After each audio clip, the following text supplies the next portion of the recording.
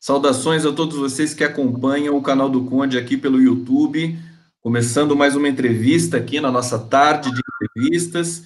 Tenho a felicidade, a honra, a satisfação de receber aqui no canal do Conde Eleonora Lucena e Rodolfo Lucena. Eles são editores responsáveis pelo site Tutameia. Muita honra receber vocês aqui, quero saudá-los efusivamente, o público está aqui aguardando para a gente conversar, vamos conversar sobre o cenário do jornalismo, sobre as notícias recentes, e eu quero conversar muito sobre o Tutameia, que é uma das sites mais bonitos, mais interessantes, que tem links culturais, é muito bacana, eu estou muito feliz de conversar com vocês, saudações, Eleonora e Rodolfo. Obrigada, Gustavo, muito bom estar aqui com você também. Obrigado, boa tarde a você, boa tarde a todo mundo que está aí com a gente nessa conversa de hoje. Muito bom, muito feliz de conversar com vocês. O público está chegando aqui, queridos internautas. Podem fazer perguntas para Eleonora e para Rodolfo. Eu sou admirador de vocês há muito tempo e eu quero estar perguntando uma coisa. Como é que foi o Dia dos Namorados no Tutameia ontem? Em meio a todo esse turbilhão... De namoro, foi um dia de namoro. De namoro, né? O Rodolfo e a Eleonora são casados, estão há 40 anos no jornalismo. Eu vou falar aqui primeiro da Eleonora e depois do Rodolfo, né? Eleonora graduada em História e Jornalismo e História pela Universidade do Rio Grande do Sul. Trabalhou, Federal do Rio Grande do Sul, né? 0 Hora, Porto Alegre. Veio para São Paulo em 81, ingressou na Folha de São Paulo em 84 e foi diretora executiva do jornal entre 2000 e 2010. E a Eleonora, você continua escrevendo como colaboradora eventualmente para a Folha, né, Eleonora? Muito pouco, não. Muito pouco. É mais trabalhos eventuais, assim, né? Não, um trabalho regular não tenho. Eu enviei alguns artigos nos últimos anos, não tem nenhum vínculo, não. Sim, é colaboração, né? Rodolfo, jornalista, gaúcho e gremista, mestre em teorias da inteligência e design digital, maratonista, autor do Maratonando, Desafios e Descobertas nos 5 continentes. Rodolfo, essa tua vertente atlética, inclusive você está aí... Como é que é o nome? Isso aí parece de surfista? O que é? Não, isso aí é uma camiseta de goleiro do Grêmio. Camiseta de goleiro do Grêmio. Aquela térmica, né? Essa térmica. Não. Fala um pouquinho da sua história para a gente, essa coisa do maratonismo, as maratonas importantes que você competiu. A gente vai falar um pouco de tudo hoje, querido Rodolfo. Então, as maratonas entraram na minha vida bem tardiamente, né? Como muitos jornalistas, a gente teve uma vida sedentária a maior parte da existência. Lá depois dos 40 anos, aos 42 anos, eu fiz minha primeira maratona, em Porto Alegre, claro, que é a minha cidade natal. E a partir daí, a gente se apaixonou por isso. Alguns anos depois, começamos a fazer umas maratonas pelo mundo e juntando o jornalismo com essa atividade. Comecei a escrever sobre corrida, né? E assim saíram os livros, a gente criou um blog na Folha, foi o primeiro blog na grande imprensa, para chamar assim, sobre corridas, já havia outros, mas eram mais restritos, e uma coluna também no jornal sobre corridas, né? Mas a gente fez bom, como o título do livro é isso, 5 continentes. A gente fez na muralha da China, na África, em Reykjavik, enfim, na Ilha de Páscoa. A Eleonora também corre maratona, Eleonora? Não, só fotografo e caminho um pouquinho. Fotografa sem acompanhar, né? Não, de carro, né? De carro. Essa coisa da maratona, eu queria explorar um pouquinho isso antes da gente embarcar para assuntos mais teóricos e tal. Essa tua formação também, Rodolfo, sobre inteligência em ciência da cognição, conta um pouquinho para a gente como é que é isso. Isso aí eu optei por fazer esse mestrado aí por causa também da experiência profissional, né? Desde 83 eu cubro a área de informática, né? E na Folha eu fiquei durante de 92 a 2016 no caderno de informática, de 95 até 2011. De 95 até 2011 eu fui editor do caderno de informática, e nisso a gente acompanha muito e vê o impacto que o mundo digital traz à vida das pessoas e até o jeito como as pessoas se relacionam, né? Eu busquei, nesse trabalho, nesse mestrado, ver o impacto da tecnologia no jornalismo. Tanto é que a dissertação do mestrado se chamava O Clique da Notícia, né? E foi uma espécie de um perfil analítico do que era, na época, a Folha Online. Muito interessante. Eu acompanhava muito os seus textos ali naquele caderno de informática. Enfim, eu acompanhei muito, né, aquele momento, que era um momento interessante do jornalismo, da Folha de São Paulo. Agora, antes de falar de alguns pontos também sobre esse momento do jornalismo brasileiro, que vocês, enfim, protagonizaram, né, e protagonizam até hoje, evidentemente, eu queria falar do Tutameia. Como é que nasceu a ideia? Eu vou passar para a Eleonora agora, para ela contar para essa criação desse lugar, que é tão bacana, tem um viés afetivo. Vocês acabaram de entrevistar o Lula e a gente vai falar disso também, mas fala primeiro do Tutameia, Eleonora de Lucena, como é que é? Bom, a gente estava conversando no café da manhã, como sempre, lendo os jornais, e começamos a gente sempre discute muito a notícia, é uma rotina para nós de décadas. E aí resolvemos por que a gente não faz, então, alguma coisa, né, para dividir, compartilhar essa nossa visão. E aí, no café da manhã, a gente começou a conversar mais e escolher o formato. A gente não, inicialmente, tinha outras ideias de formato, e eu acho que essa é a questão do formato, de como fazer, né, isso aí vai sendo sempre modificado. E aí resolvemos fazer, ouvimos muitos amigos, muitas pessoas que nos ajudaram, nos apoiaram, nos ensinaram muita coisa. A gente está aprendendo a fazer, né, fazendo as coisas, e resolvemos adotar esse nome, que é o título do último livro do Guimarães Rosa, um livro de contos, e que significa uma merreca, né? O Tutameia quer dizer uma merreca, quase nada, nonada, ossos de borboleta. Isso. E a gente achou que era uma ideia bacana, que tinha tudo a ver com o que a gente estava pensando em fazer, e resolvemos, então, colocar no ar, né? E no decorrer desse tempo a gente foi aprendendo e modificando, e enfim. Agora, está crescendo muito o Tutameia, né? Eu estou acompanhando aqui, eu vou até dizer para vocês, entrevistaram Chomsky, Tarek Ali, tem muitos, enfim, tem uma matéria nova com a Carol Proner também, que é muito interessante, eu vou querer saber um pouquinho sobre isso, sobre híbrido, estava lá explorando a home do Tutameia nesse momento. Rodolfo, você, nesse trabalho com o Tutameia, como é que vocês dividem, assim, as funções? A gente não divide, a gente faz tudo assim. Como é que é? Não, nas transmissões que tem um pouco mais de divisão de tarefas, né? Nas transmissões, a Eleonora comanda os pickups, né? Ela está aqui com a área de edição da transmissão, né? E eu, quando a gente... Isso você fala do canal, né, Rodolfo? Do canal. Também é o site, mas tem o canal no YouTube também. Das transmissões, né?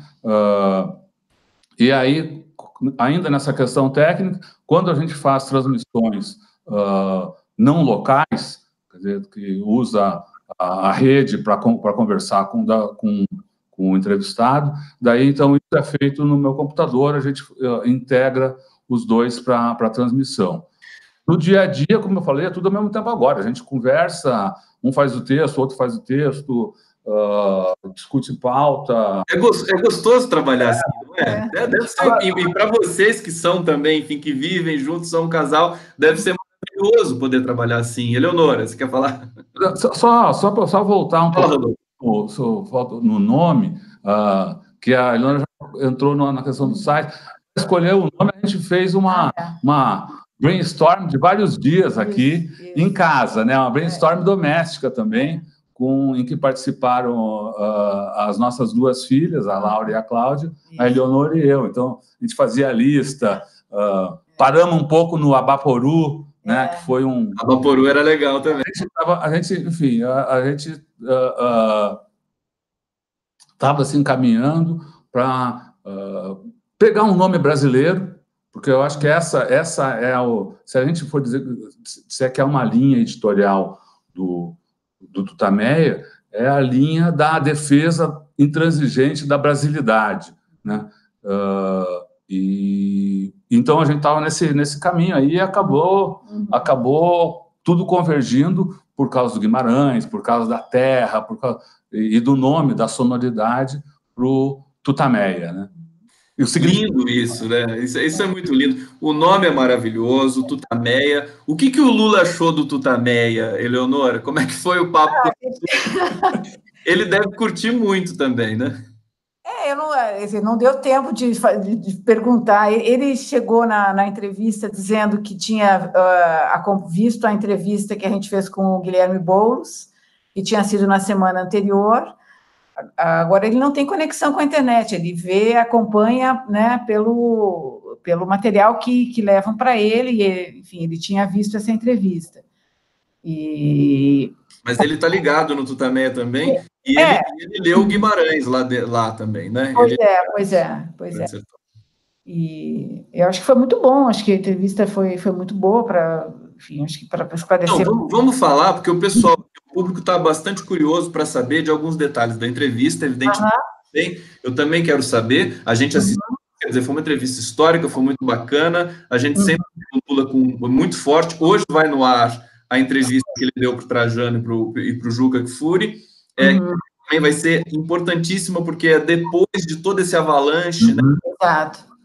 Mas vocês fizeram também uma entrevista que teve trechos muito importantes da fala. Qual que você considera assim, que mais você destacaria, Eleonora?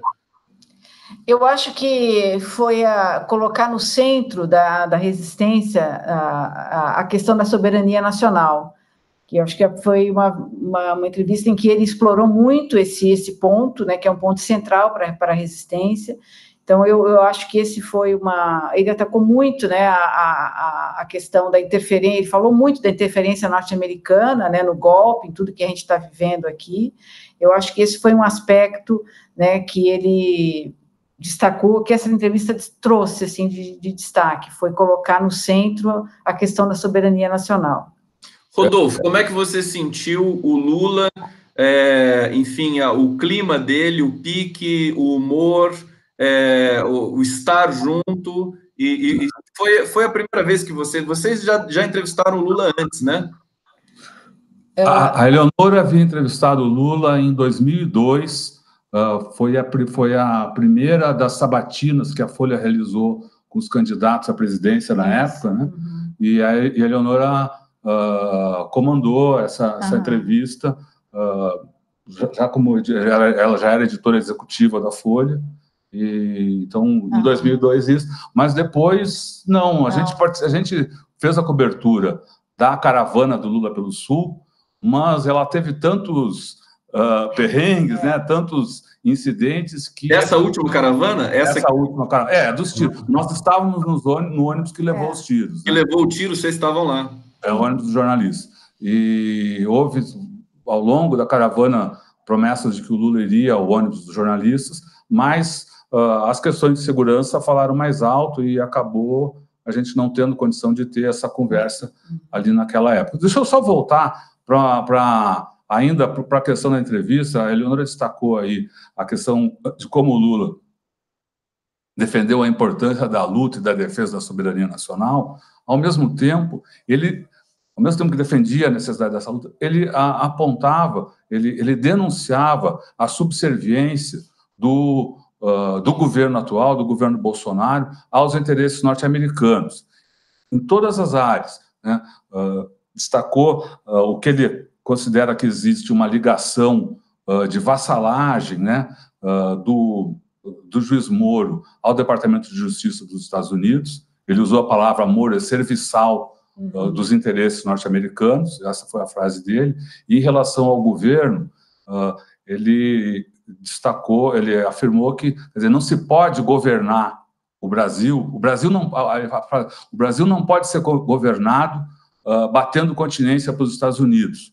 O Brasil não pode ser governado de 4 para os Estados Unidos, que foi o título que a gente deu para a reportagem sobre a entrevista que nós fizemos no Tutameia, né? Então, ele defende a soberania e aponta quem é o responsável por atacar o seu instrumento para atacar, para minar a soberania no Brasil. Perfeitamente. Eu queria, então, trazer, porque o Lula o santo dele é muito forte, né? Porque logo depois dessa entrevista veio essa avalanche aí, que o Glenn Greenwald com o The Intercept está produzindo, está desovando aos poucos, e tudo se confirmando, né, Eleonora? Eu acho que a gente está num momento único do jornalismo brasileiro e da história brasileira. Como é que vocês estão vendo esse momento, quer dizer, de você ter uma operação que foi aclamada durante 4 anos e modificou toda a conjuntura social, política, inclusive econômica brasileira, agora nesse viés de desconstrução acelerado? Eleonora, Rodolfo? Eu acho que aquilo que estava sendo dito, né, que foi dito desde 2016, né, que que essa operação, apesar de ninguém ser contra o combate à corrupção, a corrupção tem que ser combatida, e está tocando a campainha, o Rodolfo vai atender, porque aqui a gente está em casa, hein?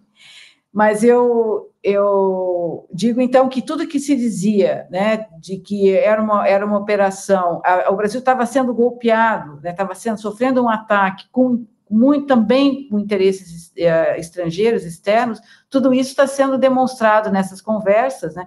O último diálogo até da noite de ontem, né, mostra o Dallagnol falando que tem que ver a operação com os Estados Unidos, ele usa uma expressão. Tem que articular com os americanos. A articulação com os americanos, quer dizer, mostra que houve, de fato, um trabalho, né, dessa operação, né, com muita interferência externa, e que acabou resultando, né, num abalo enorme nas grandes empresas brasileiras, tanto a Petrobras quanto as empresas privadas de várias áreas, empresas que tinham algum destaque na conjuntura toda. Então, foi um ataque ao país mesmo que se desenrolou nisso. Então, acho que essas revelações importantíssimas do The Intercept mostram, né, comprovam o que estava sendo dito há anos, né, sobre o que a gente estava vivendo. E foi um grande gol, já que o nosso tema foi um grande gol do jornalismo, né? O Glenn Greenwald, ele já tem um prêmio Pulitzer pelo trabalho dele com o Snowden, e acho que, imagina, vem outro... Eu acho que ele caminha para o segundo prêmio, né? Exatamente, vem outras medalhas aí, porque de novo, é uma demonstração de como o jornalismo investigativo, né, pode ser importante para a sociedade, é importante para a sociedade, né? É importante para a sociedade para desnudar essas manobras feitas aí a socapa, né, feitas escondidas. Até na entrevista o presidente Lula falou, claro que ele não sabia ainda disso, mas ele falou de como essas coisas estavam sendo feitas sorrateiramente. Ele notava, né, durante o próprio julgamento, de que o juiz ficava do lado dos promotores, o advogado de defesa cá embaixo, quando esses jogadores, esses membros do Poder Judiciário como um todo, deveriam estar, no mínimo, equidistantes, né? Perfeitamente. Então, na verdade, é um escândalo de proporções, acho que globais. Acho que o Glenn Greenwald ele não está pensando especificamente no Brasil, quer dizer, ele sabe que existem outras coisas por trás de tudo isso, e que o Brasil é uma espécie de laboratório do mundo agora. Exatamente. Esse novo momento que a gente está vivendo aqui. Deixa eu ler alguns comentários. dos nossos internautas aqui, que eles estão falando, inclusive do Tutameia também, Rinalda Tenório, Adilson Barbosa, aqui eu vou ler só os nomes. Deise Ribeiro, qual foi a emoção do casal entrevistado o presidente Lula? Eles estão falando aqui para adentrar um pouco mais no terreno do afeto, porque me pareceu também que tinha muito afeto envolvido ali. Ademais, o Lula também tem esse traço, né, de ser muito afetuoso com as pessoas. Glaucio Maria Santos, boa tarde, dando boa tarde aqui para a gente. Deixa eu pegar aqui, ó, Dilvana Maria Zabendo Pinto dizendo, conheci o Tutameia há pouco, virei admiradora. Vocês chegaram a abraçar o nosso Lula inocente? Se conseguiram, inveja do bem. Muito bem. Aqui, Zélia Goulart dizendo, gostei muito também da entrevista com o ex-senador Requião. Muitas entrevistas. Deixa eu perguntar para vocês, vamos voltar um pouquinho para o Tutameia. Leonor, vocês fazem o quê? Uma entrevista por dia? Não, a gente, às vezes tem dias que a gente fez 3 entrevistas. Maratona, né? Tivemos maratona, mas não, a gente não tem, assim, uma regularidade. Uma definição do número de entrevistas, a gente vai se... E a nossa ideia é fazer entrevistas que perpassem vários temas, né? Mas a gente não tem, assim, uma meta para cumprir de número de entrevistas e tal, a gente procura... fazer o que a gente consegue, a gente pode, enfim. Porque a gente comenta lá, viu? Rodolfo quer falar? Fala, querido. Não, a gente procura trazer coisas que imagina que vão fazer alguma diferença aí, ajudar a interpretar o momento que o país vive. Isso, e tem um timing também, né? Por isso que tem essa coisa. E como eu também tenho o meu canal, também a gente faz tudo um pouco aqui solitariamente, mas eu acho que tem uma coisa interessante que vocês estão fazendo também, que assim, a entrevista, ela gera muito conteúdo, né? Você faz a entrevista e depois você tem 5 matérias, 6, e você pode multiplicar isso de maneira muito virtuosa, e é um processo virtuoso. É um jeito novo de fazer jornalismo, vocês não concordam?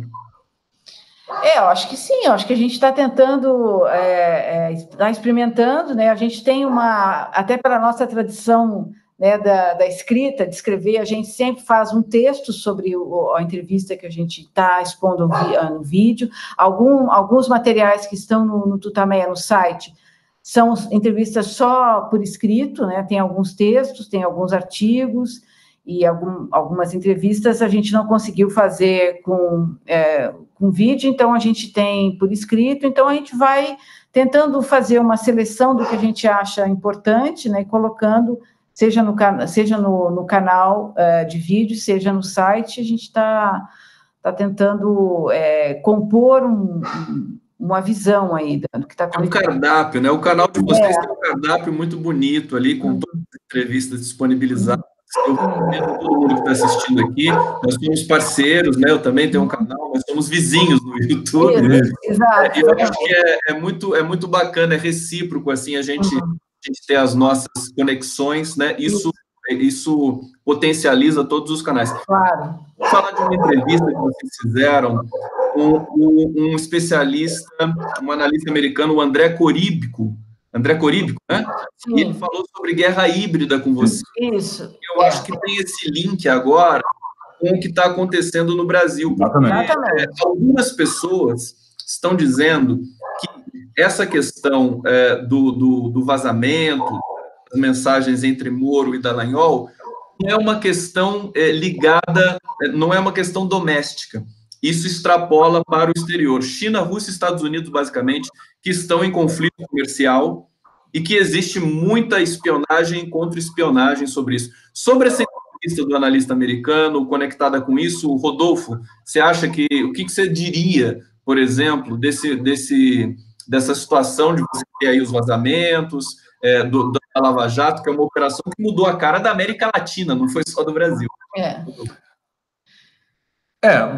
Dá para dizer que o que a gente viveu no Brasil,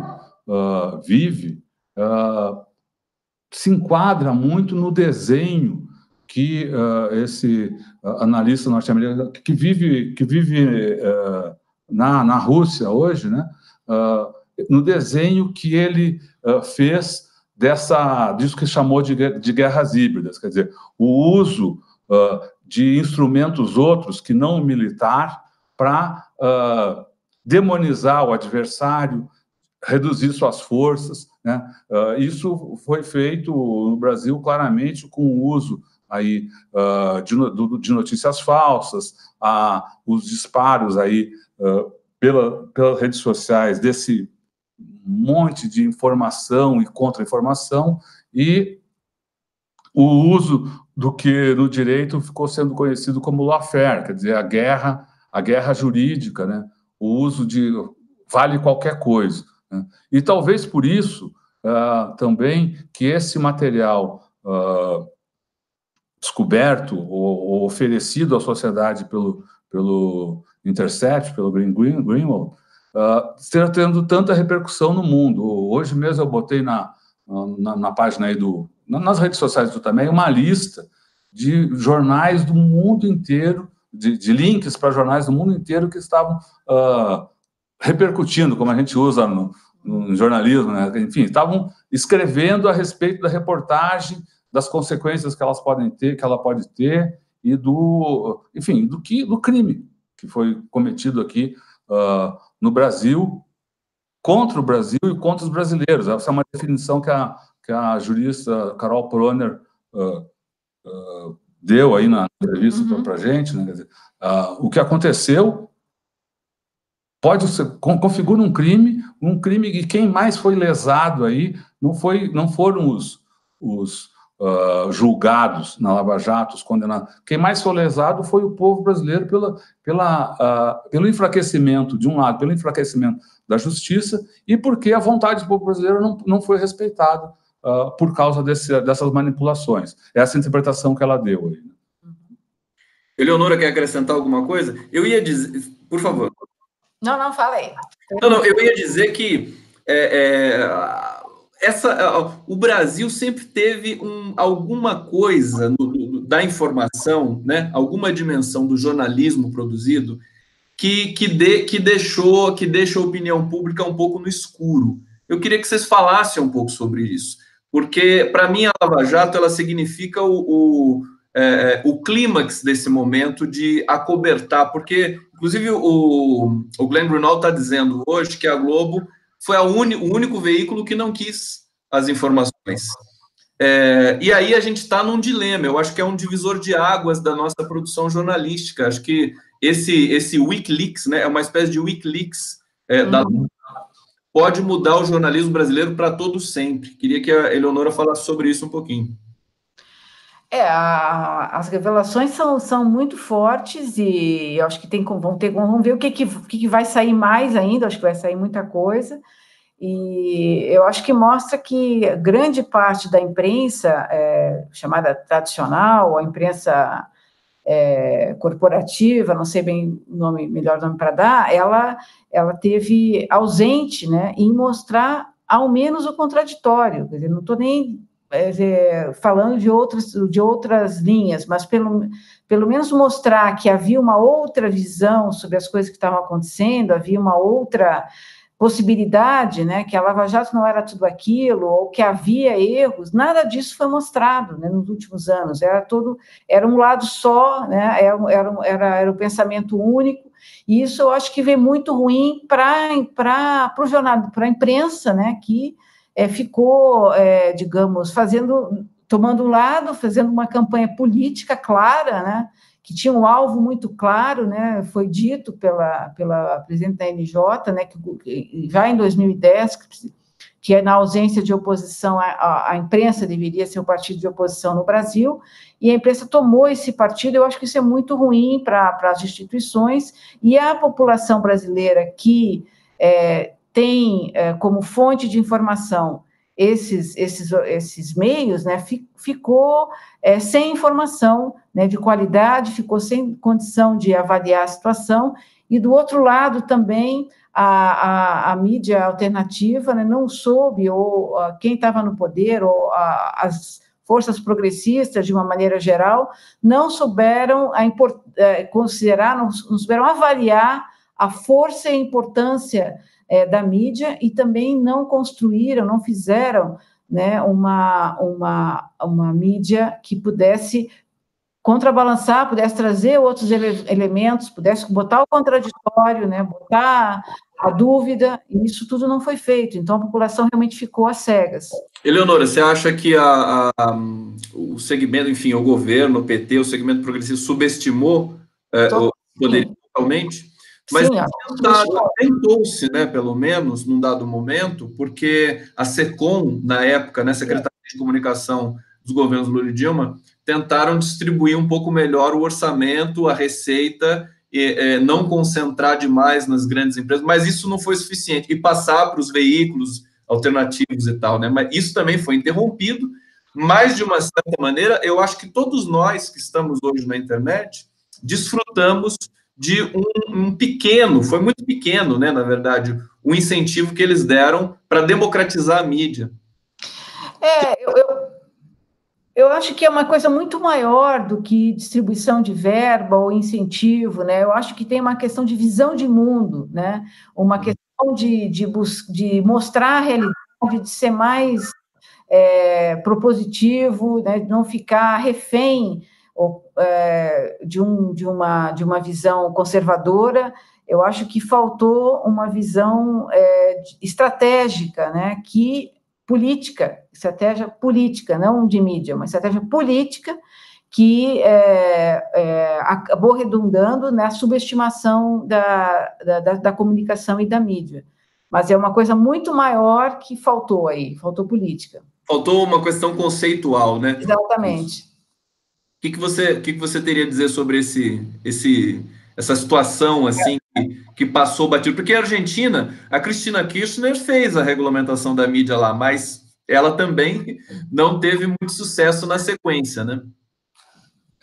Se você for ver, isso que a Eleonora chamou de mídia tradicional, ou mídia corporativa, ou o que seja, atuou como partícipe político. O que ela fez? Ela construiu, apresentou para a sociedade uma visão de mundo.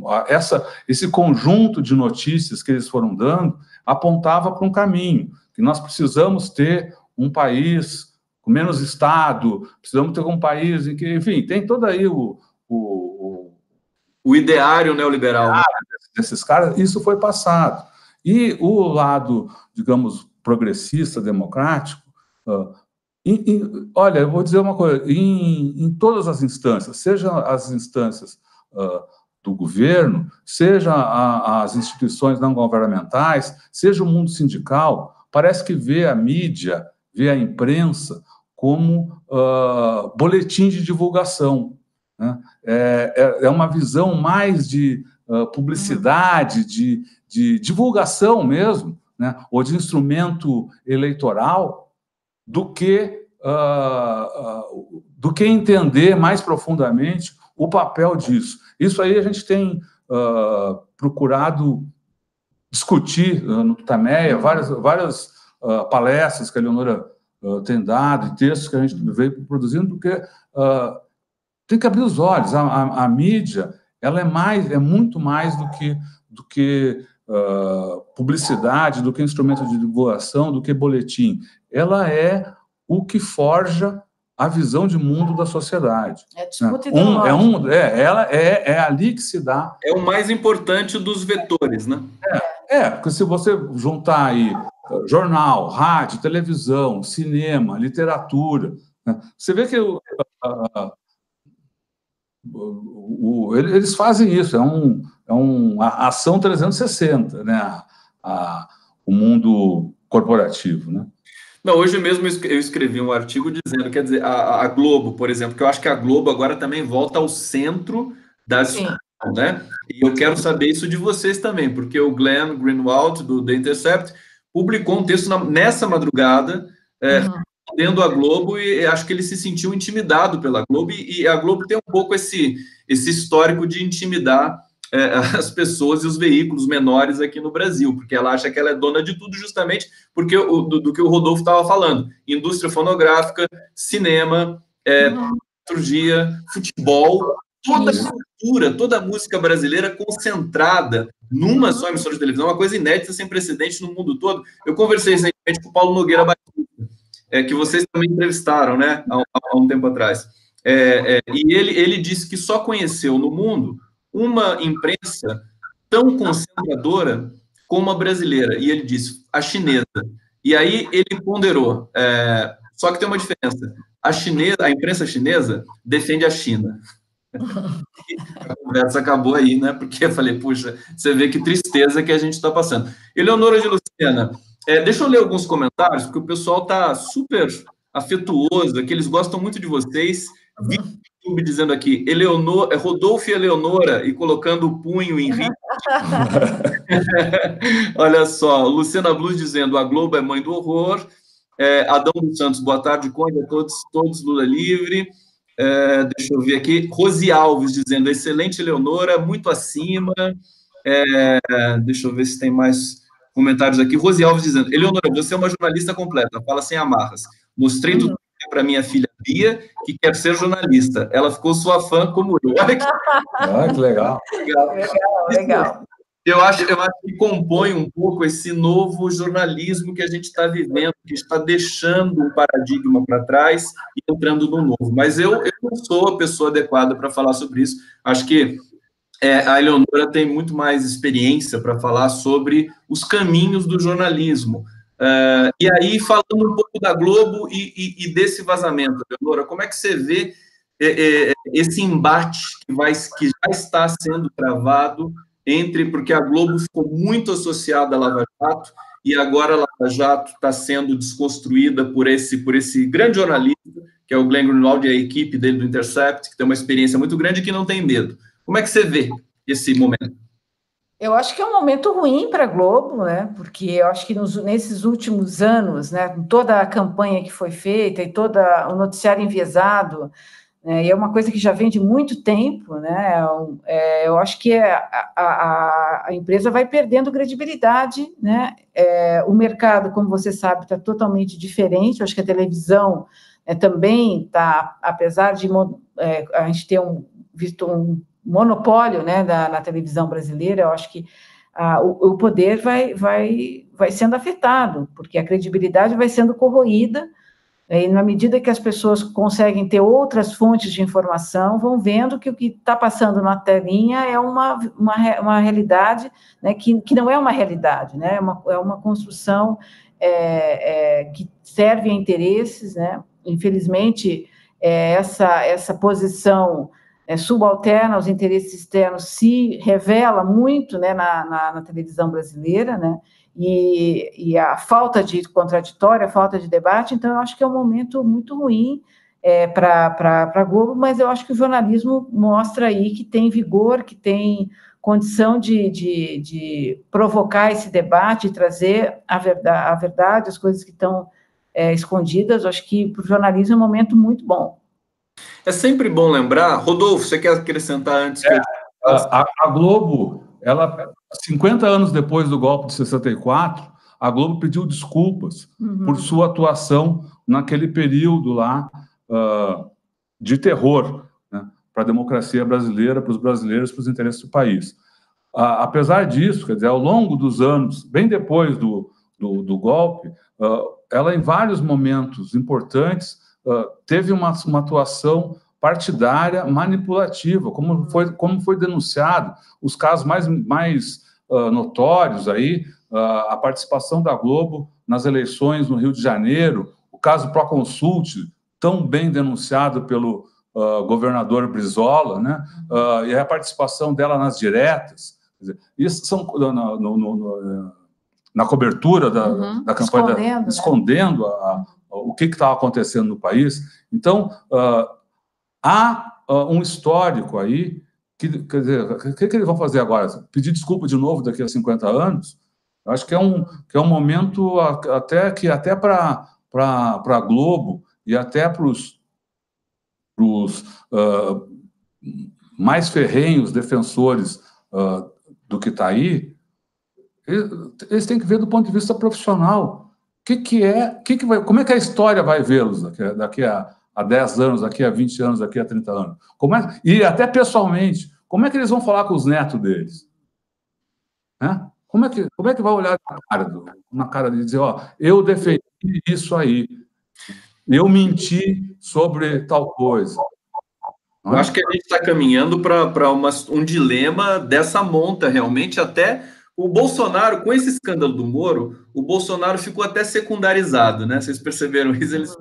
Ele ficou um pouco assim, até as discussões políticas deram uma parada em função desse volume, dessa intensidade, né? Que é o vazamento das conversas do Moro com o Dallagnol.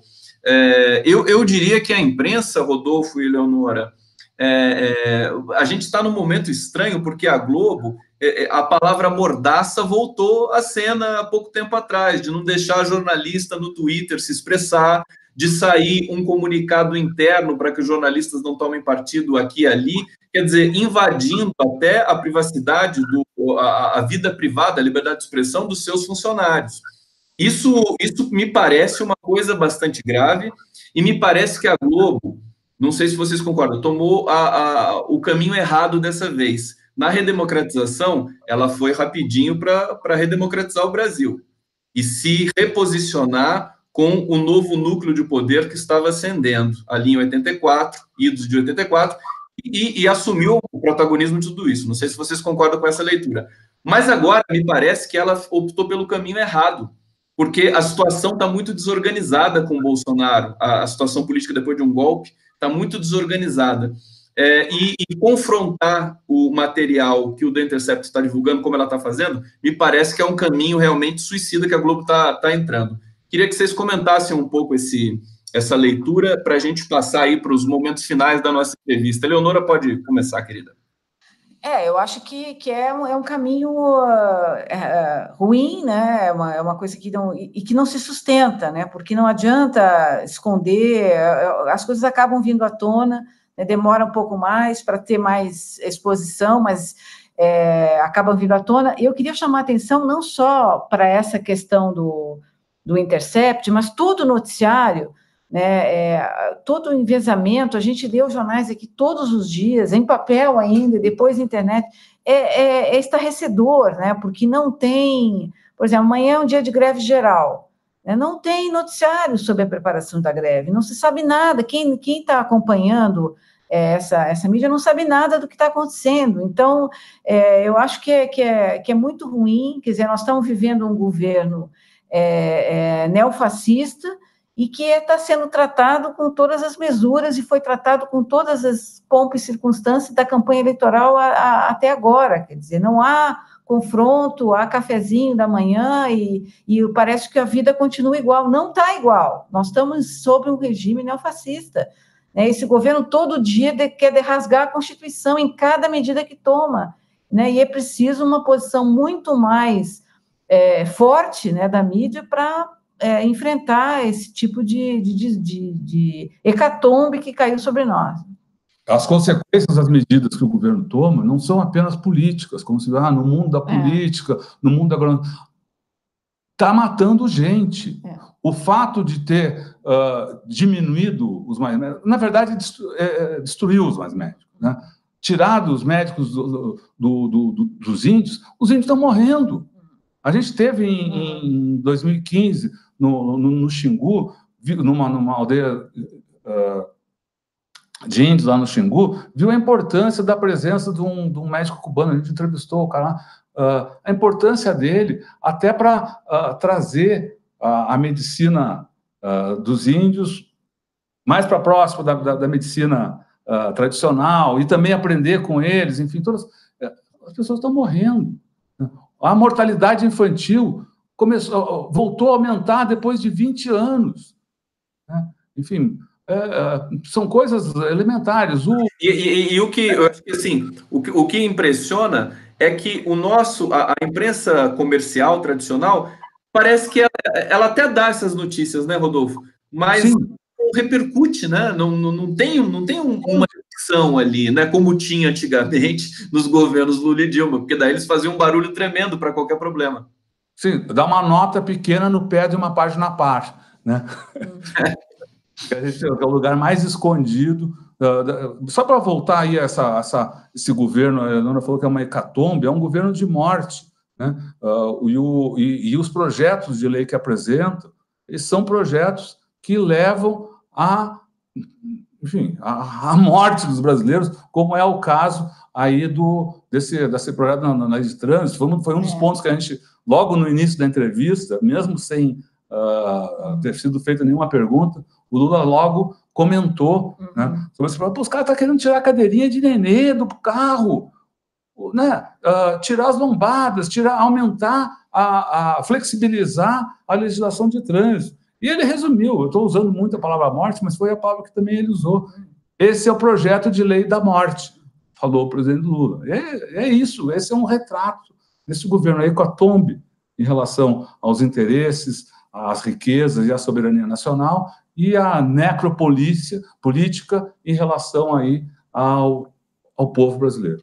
Que muito bacana a fala de vocês. Eu estou aqui, acho que é um papo histórico que a gente está tendo, porque eu acho que nós precisamos nos posicionar realmente, porque a situação não é trivial. Nós não estamos no momento de temperatura e pressão, vocês são experientes, vocês sabem disso, temperatura e pressão normais, né? E a imprensa faz esse movimento, ela faz um movimento de normalização, de normatização, né? Não, tá tudo bem, vai votar a matéria, e esses absurdos, porque parece que é um governo que funciona por ações espasmódicas, né? Assim, cadeirinha de bebê, velocidade, né? O projeto do Moro anticrime e essa reforma da Previdência que ninguém consegue discutir às claras corretamente como é que é, o que vai economizar 1 trilhão para quê? O Paulo Nogueira chama o Paulo Guedes de ministro do trilhão, não é ministro da economia. E aí, vamos falar então, vamos voltar para essa entrevista do Lula que vocês fizeram, que foi tão bonita, tão impactante, e dessa, quer dizer, o Rodolfo frisando, né? Antes de vocês começarem a entrevista, ele já estava pasmo, quer dizer, nunca antes na história a gente teve uma situação tão bizarra, tão estranha. O Dimenstein, ele publicou há pouco tempo que o Bolsonaro realmente tem problemas mentais, da ordem da psique, e a gente vai percebendo isso nas falas que ele vai costurando pelo Brasil, todas de ordem também espasmódica. Como combater isso, Eleonora, produzindo jornalismo independente e assim, diante ainda de uma imprensa que se coloca como hegemônica no país? Bom, o que a gente acho que precisa fazer, eu acho que também foi uma coisa que o presidente Lula falou com muita ênfase, a população tem que ser informada, quer dizer, acho que cada um tem que tentar fazer essa parte de informação, né,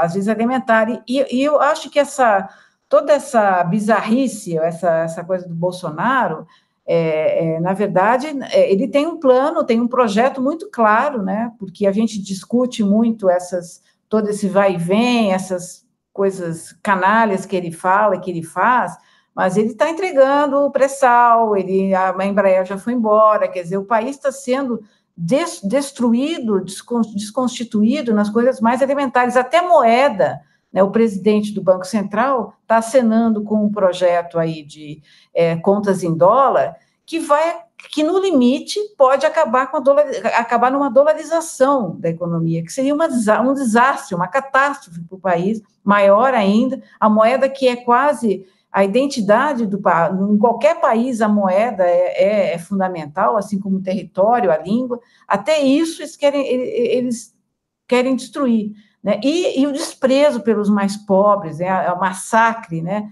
O massacre, a violência, o massacre contra os negros, os mais pobres, é uma coisa tão avassaladora, né, que a gente já está na frente realmente de uma destruição, que eu estou chamando de hecatombe. A gente precisa, não dá para ficar parado, a gente tem que fazer alguma coisa, tem que levar informação, discutir isso.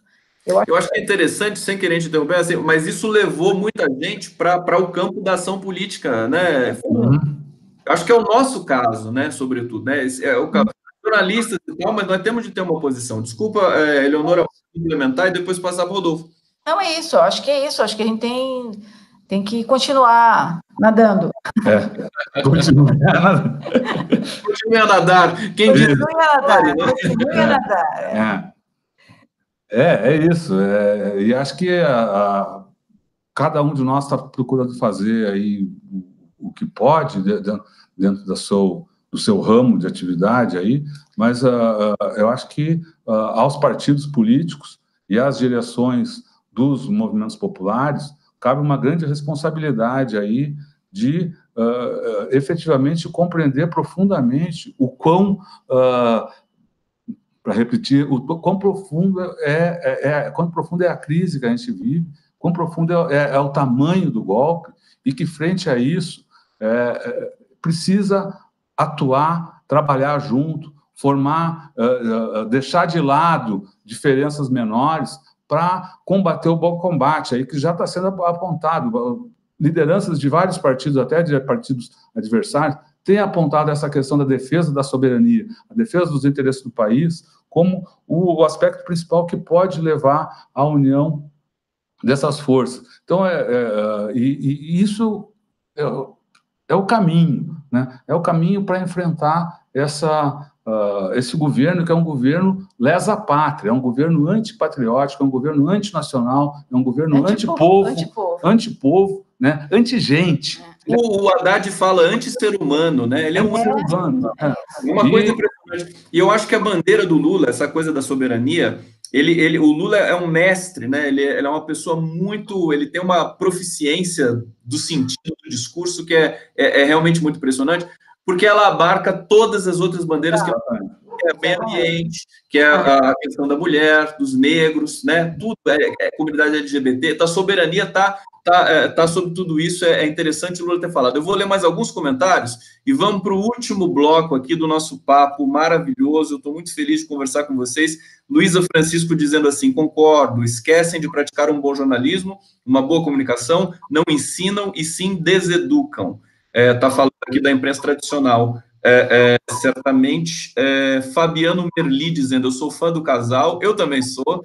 Deixa eu ver aqui que eu corri o chat, eu quero pegar os últimos comentários. Deise Ribeiro: feminicídio, o presidente Bozo é misógino.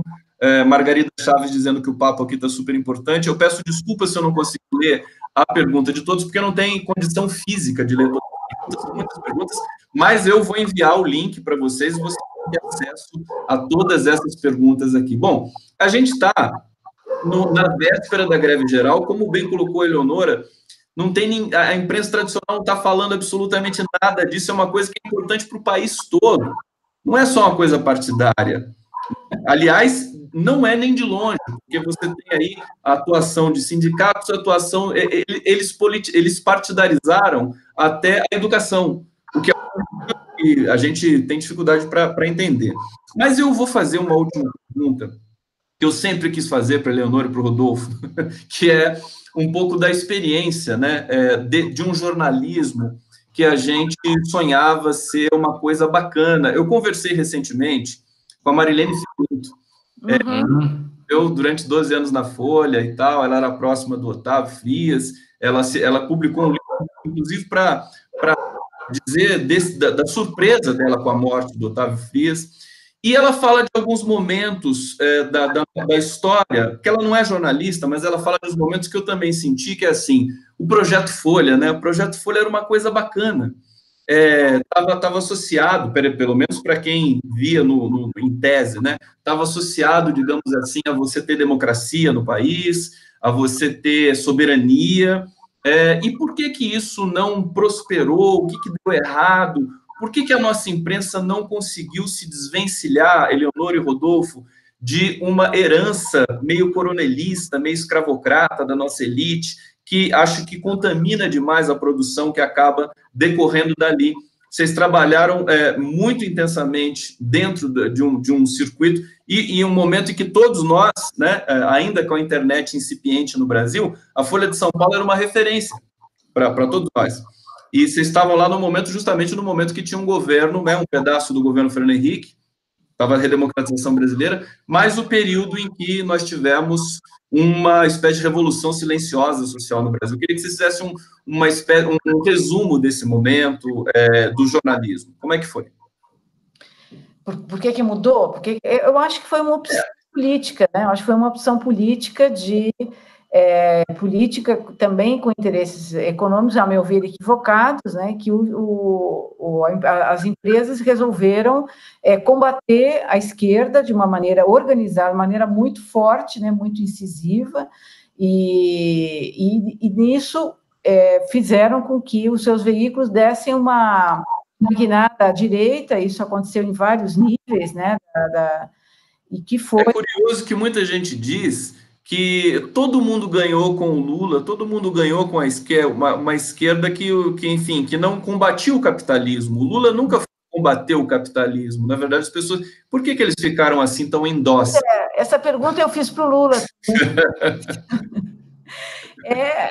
A gente fez uma entrevista que, para mim, foi muito boa com o Armando Boito, e a gente discutiu justamente isso, né? A chamada burguesia interna sempre se divide no Brasil entre os que estão mais associados aos interesses internacionais e os que estão mais ligados no mercado interno, os interesses externos. Em algum momento, né, os interesses dessas empresas de mídia, né, ficaram muito voltados ao interesse externo e acabaram ao neoliberalismo, né, as ideias da direita, ideologicamente a direita, e embarcaram nessa linha, né, sem nenhuma preocupação em mostrar contraditório, em mostrar lados diferentes, a ter um debate, né, a reforma da Previdência, que é o foco principal da greve de amanhã, né, nos jornais e nas TVs, a gente não vê ninguém falando contra. Às vezes tem uma pessoa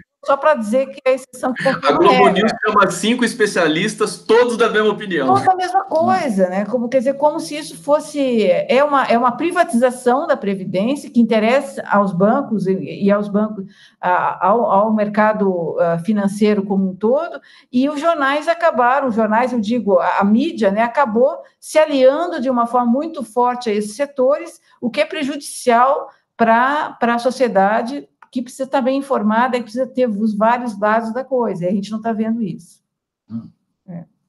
É isso aí. Não. Apoio. Você endossa, você assina embaixo, Rodolfo. É isso. Gente, estamos aqui ao fim do nosso papo. É um prazer muito grande conversar com vocês. O público ficou muito feliz. Essa entrevista vai ficar disponível, depois a gente compartilha também no canal de vocês, e ela vai ser reprisada também pela TV 247. É muito bom conversar. Eu queria falar mais de maratona com o Rodolfo. É tão bonita, ela é tão jornalística, né, Rodolfo? Porque, bom, eu acho que eu escrevo sobre ela. Você vê a cidade, você conhece Reykjavik, você conhece, enfim, a muralha da China. É bonito, e é uma coisa da meia-idade mesmo, né? Os melhores maratonistas eles começam depois, né? Isso. É uma coisa apaixonante. É uma paixão. Você continua correndo? Continuo. Assim, enquanto não estou machucado, eu estou correndo. Velho. Agora, só antes da gente terminar, a Eleonora lembrou da cobertura, ou da falta de cobertura para os movimentos de preparação da greve. Então, lembra, a gente está aqui na véspera dessa greve geral, né? Quem está nos assistindo, a gente recomenda, né, que busque informação sobre como participar disso. Não, a ideia é parar o país, mas em muitas cidades, São Paulo, Rio, em todas as capitais, vai ter algum ato à tarde, de manhã, à noite. Então, que as pessoas procurem se informar disso e participar para mandar esse recado. Nós queremos o Brasil de volta. Muito bom, Rodolfo, Eleonora, parabéns pelo Tutameia. Todo mundo aqui super empolgado com o Tutameia. É um dos sites mais simpáticos, com conteúdo mais, assim, tem uma curadoria, vocês são experientes e a gente fica muito feliz realmente de acompanhar o trabalho de vocês. Inspirador, né? Muito inspirador. Eu quero deixar um beijo, um abraço muito grande. Espero que a gente se encontre em breve novamente, inclusive pessoalmente, tá bom? Eu queria te agradecer muito aí pela entrevista. Muito bom falar com você. Muito obrigado aí pela entrevista, espaço, a gentileza aí. Um abração aí para você e para todo mundo que participou aí dessa nossa conversa. Beijo, abraço, queridos. Até a próxima. Até a próxima.